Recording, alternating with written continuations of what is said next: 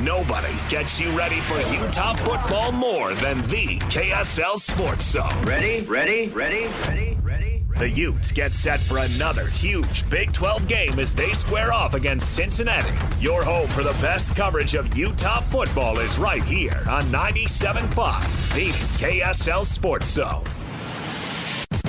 You're listening to Jake Scott and Ben Anderson on 97.5, the KSL Sports Zone. Jacob Ben, 97.5, the KSL Sports Zone. Nominate the U Sports volunteer you know for the Hercules Hero of the Week. Submit your nomination at kslsports.com/contest. And listen every Thursday afternoon to JJ and Alex for the winner. Help us celebrate the efforts of those volunteers making an impact with the Hercules Hero of the Week. Sponsored by Hercules First Federal Credit Union and Beehive Meals. Ben, Witt under fire nationally because he's not taking the injury lists all that seriously.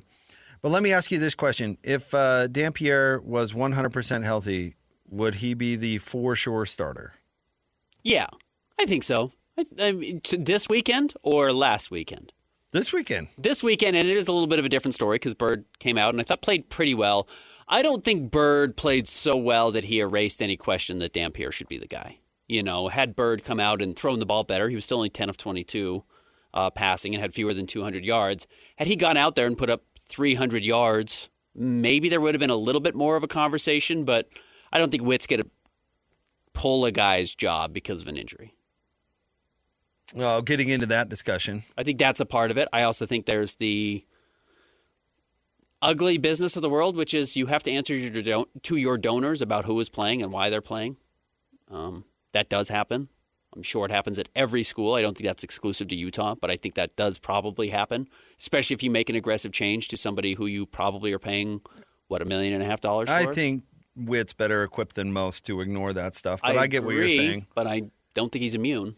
I don't know. If it's his last year, he is. Maybe. But let's play this clip, and we can talk about why I'm asking. I can tell you we got a lot of confidence in Byrd, especially after what we saw on Saturday night. But Devon is still QB1. Make no mistake, there's no QB controversy or of any sort. We'll just have to measure Devon's progress day by day and see where he ends up. He's got a lot of input. He's an experienced vet. And Saturday night he just says, hey, I'm just not feeling it. I'm ready if you have to have me. He was ready for an emergency situation if it came to that. But we'll lean on Devon a lot. He's going to do what's best for the team. Devon's a team guy, and we'll just see how things progress. I've seen a lot of Ute fans out there. I'm guessing there's a lot that would tell you that the Freebird is the more dynamic player. So why would you automatically go back to Dampier? I was not expecting the Freebird to throw 300 yards. This offense I don't even think is built to have a 300-yard passer. That's not what they're trying to do. So if he's a more dynamic runner, I'd play him. If it were me. I don't think we have, A, the sample size, or B, the quality of sample to make any real judgments on Byrd. And Byrd, excuse me, on Byrd Ficklin. I told you, he was 9 of 9 going into this game passing. And I thought the throws he had made looked, and again, I'm talking about 3 of the 9. 3 total throws that I thought looked more consistently dynamic than what we had seen from Devon Dampier. And there's certainly no question that he's super impressive with his legs. He's really fast. He's been able to not just, beat guys at the speed, but break tackles, juke guys out of their shorts to make sure he picks up extra yardage. He's done a nice job with that. I don't think necessarily that means he's better than Devon Dampier or even built physically to outperform Devon Dampier.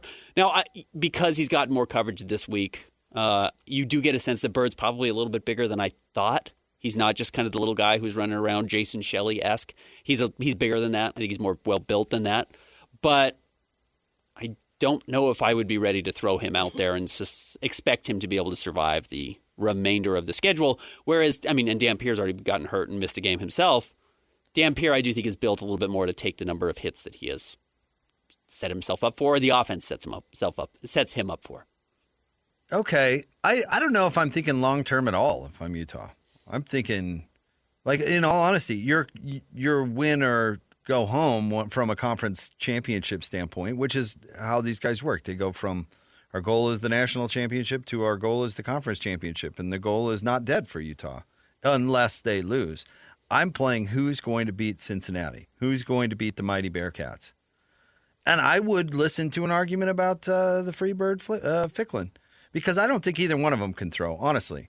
You look at the 9 for 9, that's wrong-footing other teams because they all think he's going to run because that's his rep. And that's also what Utah does, is they put him in weird situations and then he runs. So anytime he comes on the field, the other team thinks, well, this guy's going to run, and then he's good enough to drop a pass on him once in a while. 9 for 9, to your point. Yeah. The other team's game planning to take away his run or his pass, I don't think he's going to be a real effective passer. I just don't. I don't think Dampier is either. But if you're telling me that a $150 on the ground and a bunch of dynamic plays are possible, I got to really think about that. And if he's capable of doing that and Devon Dampier is not, I've really got to think about that. So that's why would really we all. think that Devon Dampier is not capable of that? Hasn't he done that a bunch? No. What did he have against Arizona State, in all fairness? Because that was his best game. 120 rushing yards, 3 touchdowns on the ground. Nobody could throw the ball in that game because of the wind and because of the rain. So it was ugly. The game before that against West Virginia, he hit 4 passing touchdowns. Like, I recognize if you want to circle the BYU game where he was not ultra impressive, or the Texas Tech game where he was not ultra impressive, because those are 2 really good defenses that I think are designed to abuse a one-dimensional offense. And that's, I think, the problem of the offense more so than it is the problem of the player. I would get why you might be a little bit more down on Devon Dampier right now than, you were to start the season. But I think he's going to continue to be able to be more of the guy we saw against Arizona State or the guy we saw against West Virginia against the remaining teams on Utah's schedule. Well, he also threw the worst interception you've ever seen against West Virginia, which was just a brutal throw when he went downfield. So fine. I'm not taking the pass that much into calculus, to be honest. So Colorado's run defense is dreadful. So who knows what's real too? I mean, that comes into the calculation with it'd be nice to see practice and all that stuff because we really have no idea. But if I've got a guy who can go out and put 150 on the ground on anybody and make a bunch of chunk plays, like running for 60 yards or whatever, what was his first big one? 75 yards. I got to really think about that because that's going to be the difference between winning and losing for this Ute team, as we saw with how they lost against BYU and Texas Tech, where they were just spinning their wheels and couldn't move the ball. You got to have somebody who's going to make a big-time play, and if Bird's more likely to do that, I got to think about it. But if you tell me that it's 50-50, fine, moot argument. Go with the older guy or who you think is the best passer. But I got to think it's like an Avery Johnson situation. It's like, is he going to go out and give me a bunch of 30-yard chunk plays because he's so dynamic? Well, I got to go with that guy. I suspect you would have seen similar production against Colorado, except for, and I think this is fair to say, Bird's performance was actually pretty immature. Which is not that what's he supposed to do? Not run for 75 yards when the seas part and he's got the ability to run and get a touchdown there? No, of course not. But I do think you recognize in some of those situations as you become a more mature quarterback or an older quarterback, you're just handing the ball off, right? You're going to crush Colorado. The writing was on the wall very early in that game that Colorado didn't stand a chance. So you live to play another game as the quarterback. You're not taking extra hits that you don't need to take. You're not running the ball a whole lot if you don't need to. So you're handing the ball off and Wayshawn Parker's eating or Daniel Bray's eating or Nakiri Rogers is eating, and that's fine. And I think you can move on from there. And I wonder if Byrd is not mature enough at this point to not call his own number. Because that's what he's done his whole life, and it worked in high school, and then you don't realize why it doesn't work until it doesn't. And then you recognize, okay, I've got to start handing the ball off more, keep myself healthy. I get your point. Tyler Huntley should have given the ball to Zach Moss more, and as he matured, he gave the ball to Zach Moss.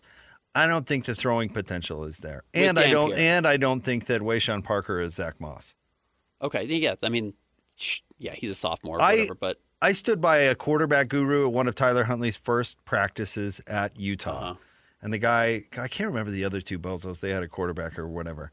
But they were getting all the headlines. And the quarterback guy was like, no, pay attention to that guy, the guy from Florida, because look at the motion. And he explained it all to me. And it's like, That was all there for Tyler Huntley. He just had to get better and figure out how to use it, and resist the temptation to run. I don't think this is that.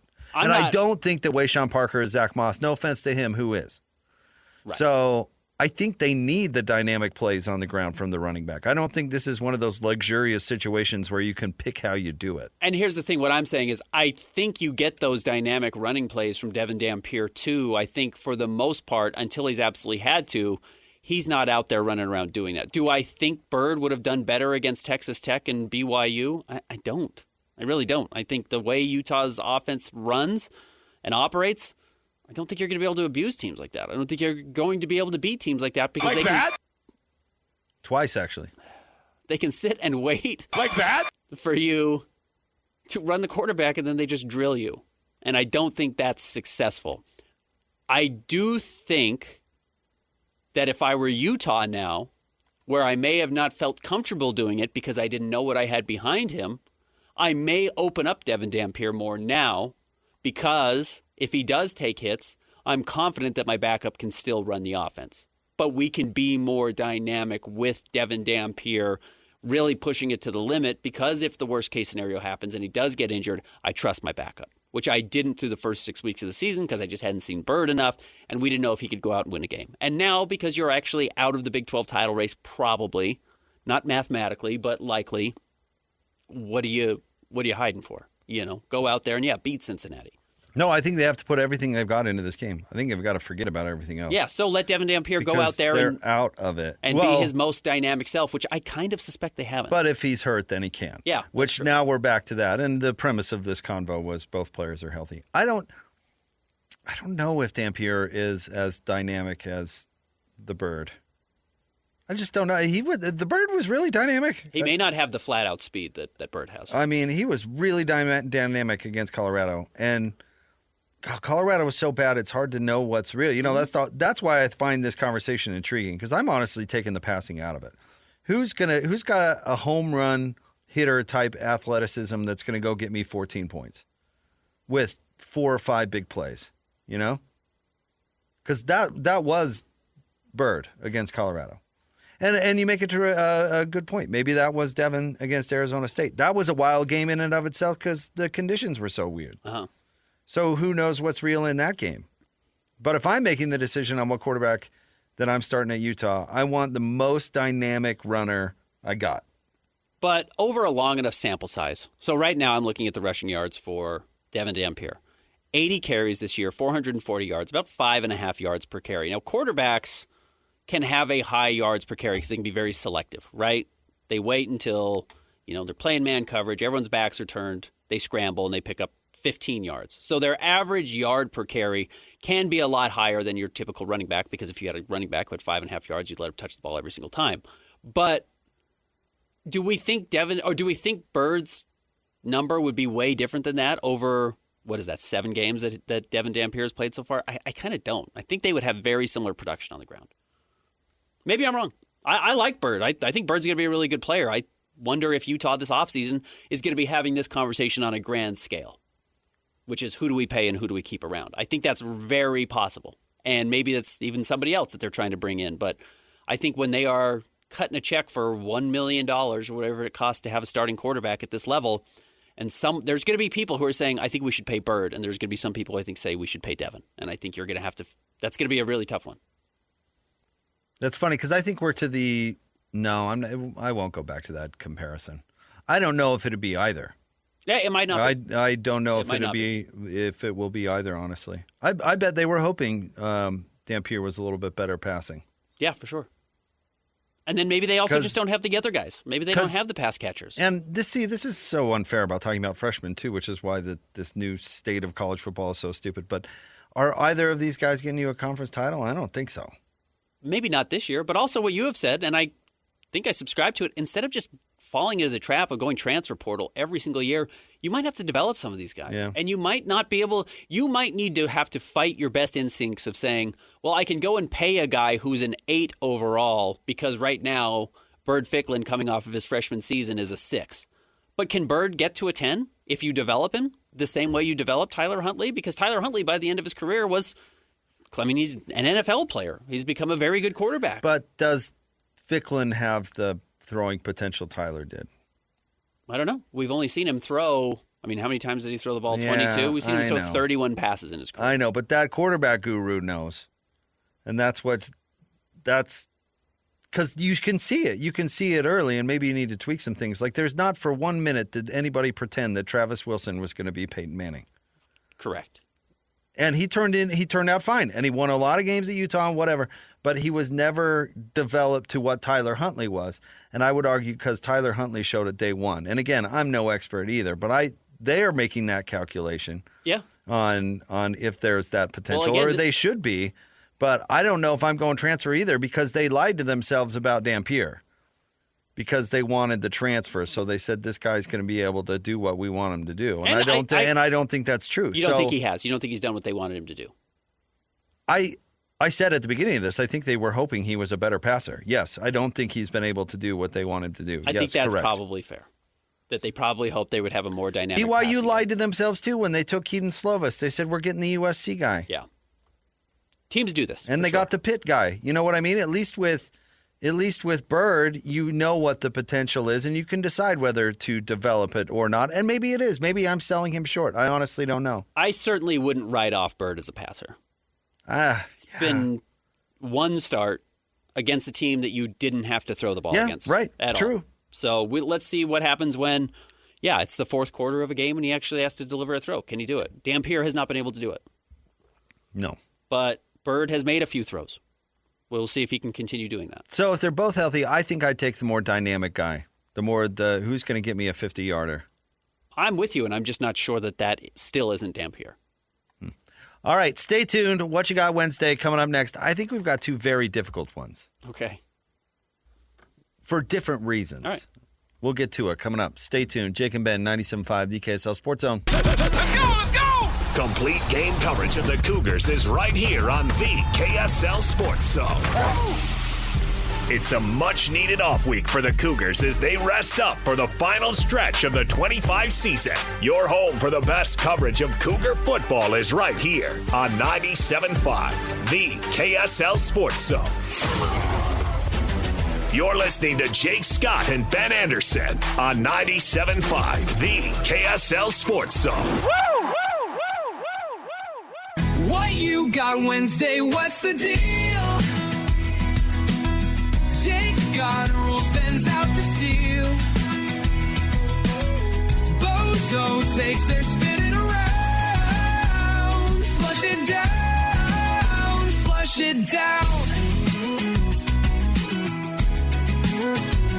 Emo skater. Jake and Ben, 97.5, the KSL Sports Zone. Jake Scott, Ben Anderson. It's time for What You Got Wednesday, where Ben and I go head-to-head in 2 5-selection drafts. One sports-related, one not, and then we put it out on the Snap Talk for a vote to see who wins. What happened last week, Christian? Stumbling because you didn't want to hear the results, Jake. Best current NBA players. Ben won 85-15. I'm fine losing and then, it. best things of 4. Ben also won 77-23. I'm really fine with losing both. Okay. Especially the basketball one. You won it because you got Luka late because I refused to take him. Which I'm fine with. Smart. It was a principled draft. I'm fine to take the L. Yeah. All right. What is our sports-related draft? Today, let's go with biggest sports trailblazers. Jazz are playing the Trailblazers tonight. So we're going not Trailblazers. Not people from the Trailblazers. We're talking about people who blazed a trail in sports. Is there an automatic number 1 pick? Yeah, there is. I think so too. Jackie Robinson. Yep. Broke the color barrier. Was awesome. Yeah, great story. Won a World Series. Won an MVP. Was a football player at UCLA. Yeah, he's a great player. Veteran? Yep, no question about it. Here's the question: is there an obvious number 2? I think so, but I'll explain why maybe it's not. I'm going to go with Muhammad Ali as a trailblazer, and certainly not. He was a trailblazer in A, the celebrity of the athlete, A, his very outspoken political beliefs, and obviously changed his name for his religion. So I'm going to go with Muhammad Ali. I think he fits. That's not who I was thinking of. Okay. I'm going to go with what I think, honestly, and I would consider not taking this, but I got to go Jesse Owens. Yeah, that's who I was going to go with. That was my other thought. Win a gold medal in front of the Third Reich and tell them where to shove their crazy theories. Like, that's pretty awesome. The coolest story, other than, the Jesse Owens part's the coolest story, yes, and absolutely telling the worst person ever to shove it, is that the guy who got the silver medal at those Olympics was Jackie Robinson's brother. Wow, that is cool. Who was also a superb athlete. Yeah, that is Just cool. wasn't quite as good as Jesse Owens or Jackie Robinson. Yeah. But a very cool story. I love that. All right, I'm going to go... I'm going to go a little more modern, and I do think he just changed the way the sport was played. And I'm going to go with Michael Vick, who I understand is controversial. And he's not certainly the first mobile quarterback. He's not.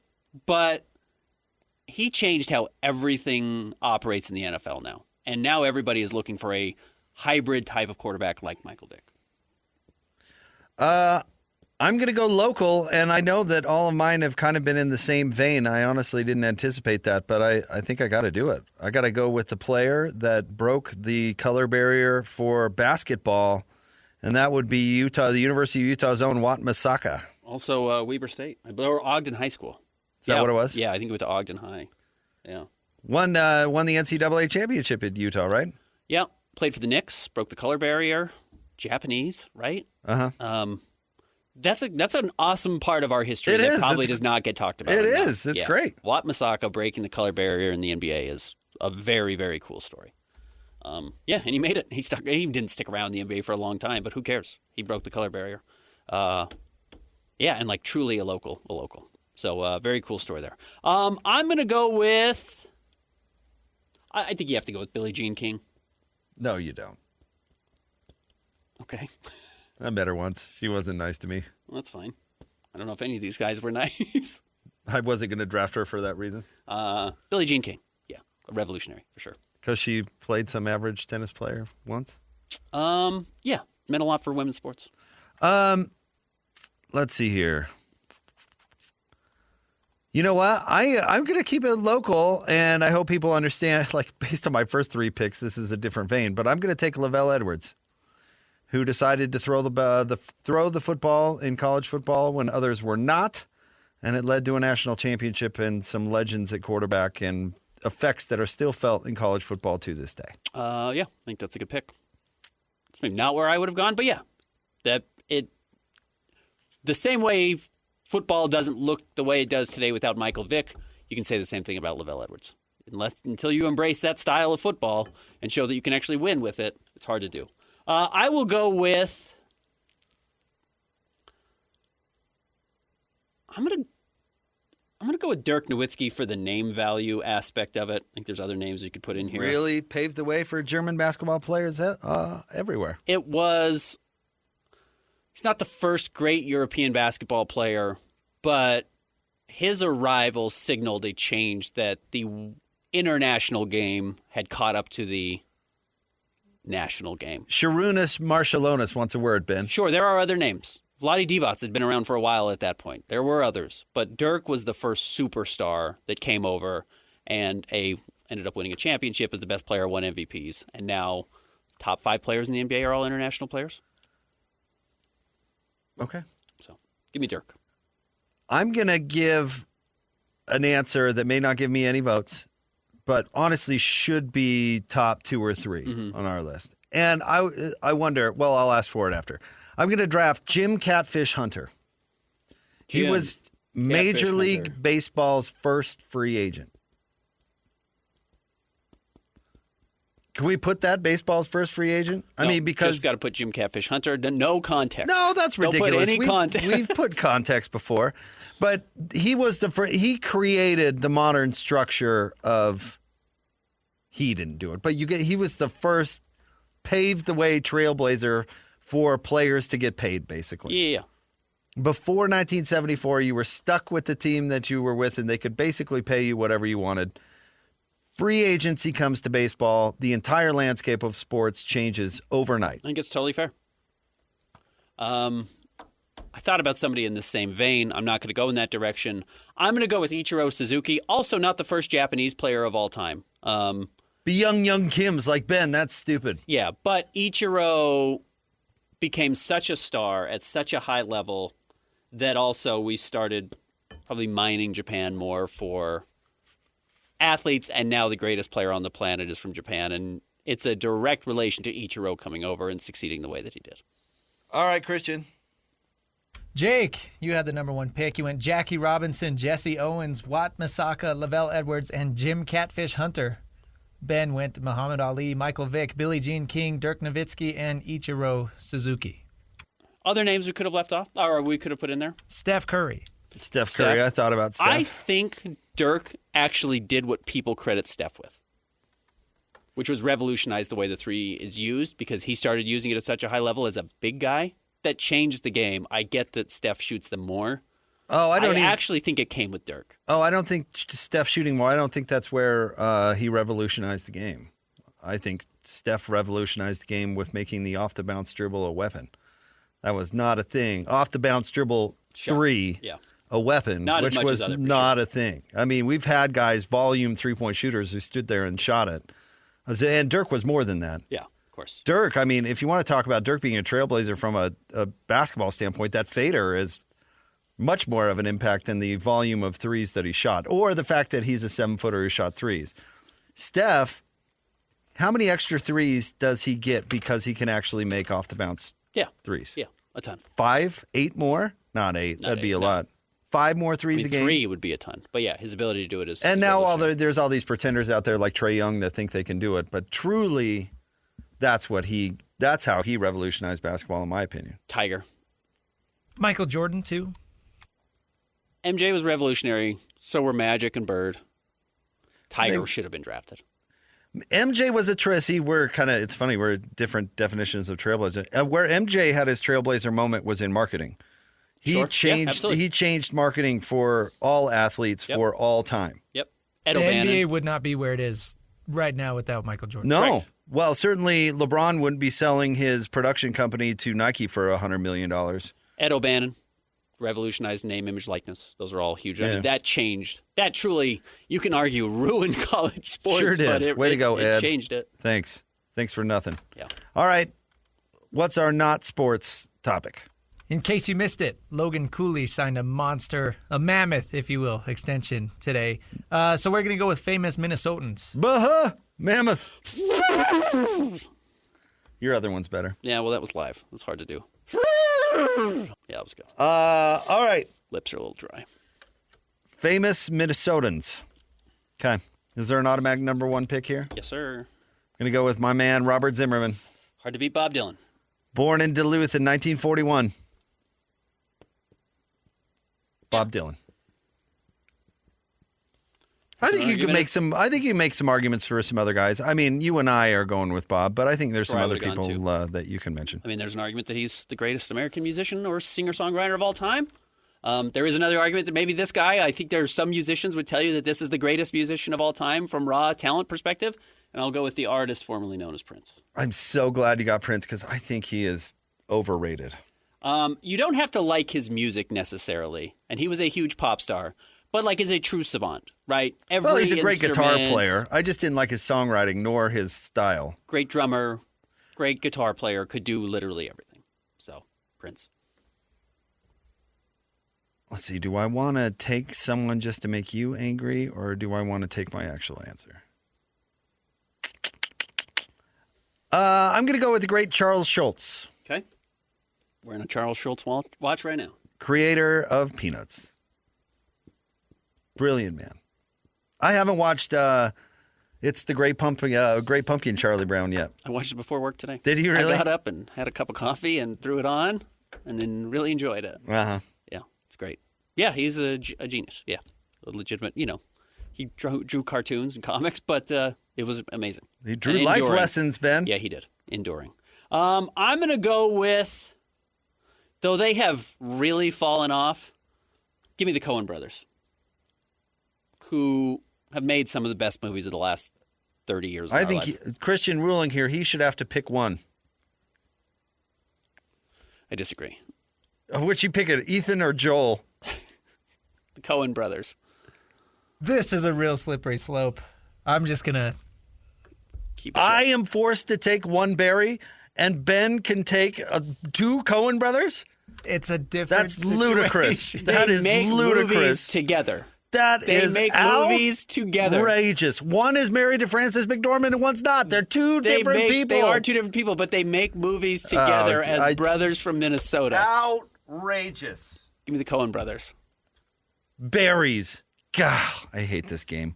I'm taking F. Scott Fitzgerald. That's a good pick. F. Oh. Good luck with Joel, you bozo. Gerald. You should have to use Bob Dylan's real name. Robert Zimmerman. Put that at the top of the draft. See if anyone knows who you're picking. He's one person. See if anyone knows who you're picking. He's one person. See if anybody knows who you grabbed. All right, I'm going to go with Miss Judy Garland. Dorothy herself. Yeah, nobody cares about Judy Garland. I've been to her house. Have you? Was she there? No, she's long gone. It's like a museum now. I'm going to go with Like Judy Garland. John Trebled. Earl Madden. Good pick. Had no idea his name was Earl until right now. Same. No idea. Born in Austin, Minnesota.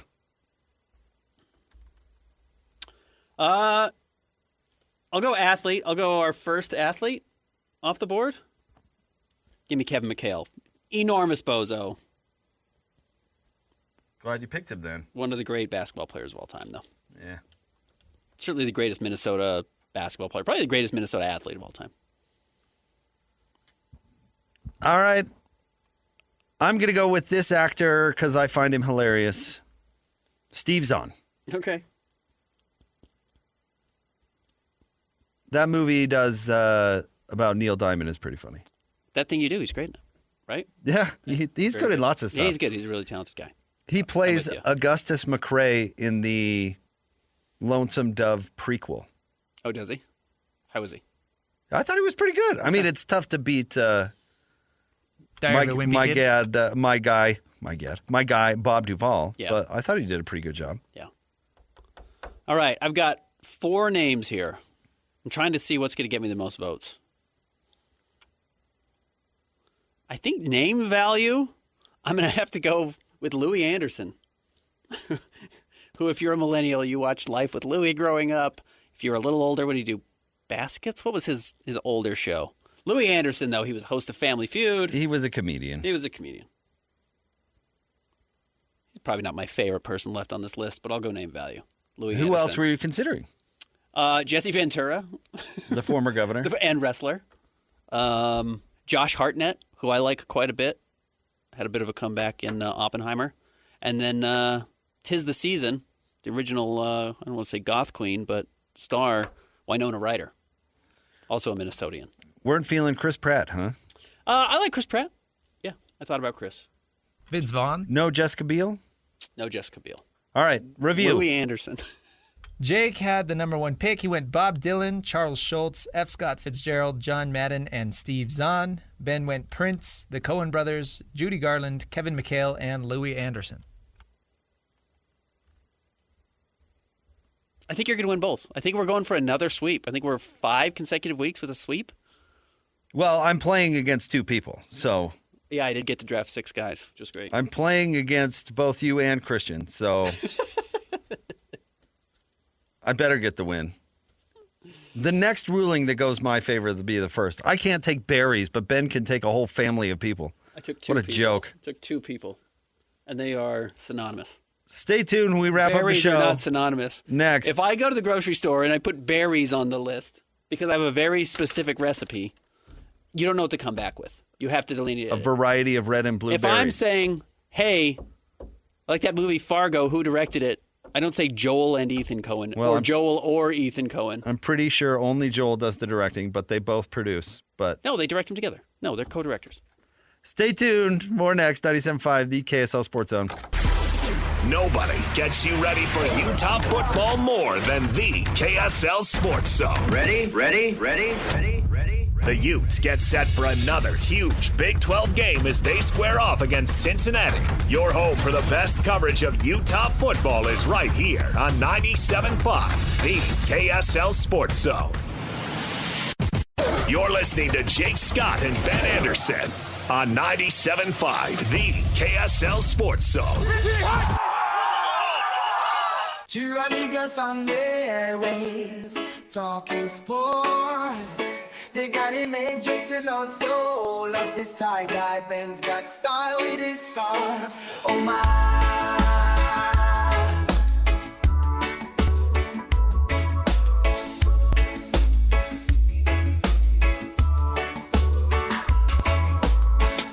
From the islands to the basketball courts,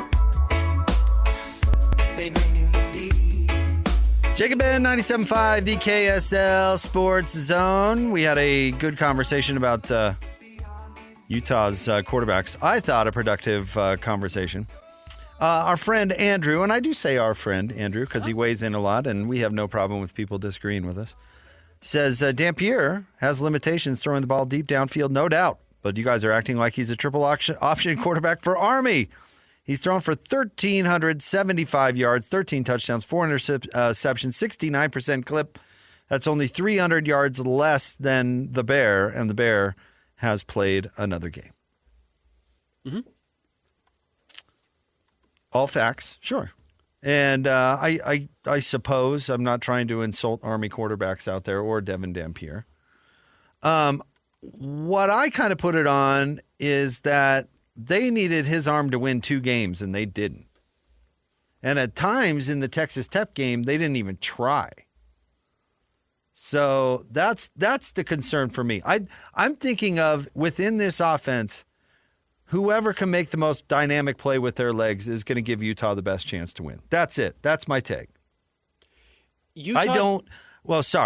Pretending that Devon Dampier is a good passer is, I don't think, helping anybody. Not that he can't pass or can't throw it all or whatever, but trying to, because Steve Bartle, bless his heart, retweeted Andrew's tweet and put up the Pro Football Focus rating or something that claims that Dampier is the best quarterback in the conference. Like, I don't know. If you're telling yourself he's the best quarterback in the conference, I hate to tell you, I don't agree. Certainly not throwing the ball.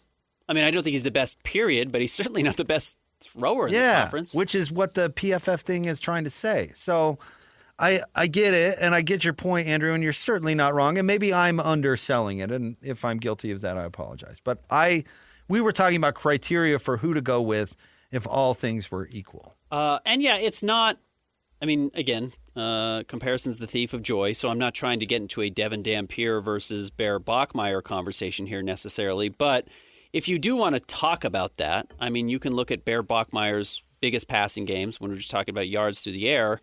You know, he's gone over 300 yards twice already. He's a true freshman. Devon Dampier is a junior.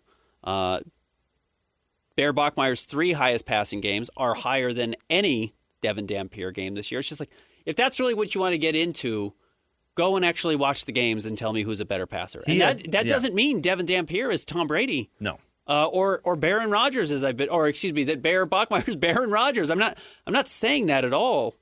Bear has not arrived yet as a thrower, but what he did in the second half at Iowa State is leaps and bounds better than anything we've seen from Devon Dampier. He won him a game with his arm, and he did this. I actually think he did the same thing at West Virginia. Yeah. So, and again, we don't need to compare the two. They're asked to do 2 somewhat different things. I mean, Bear is still pretty dynamic with his legs.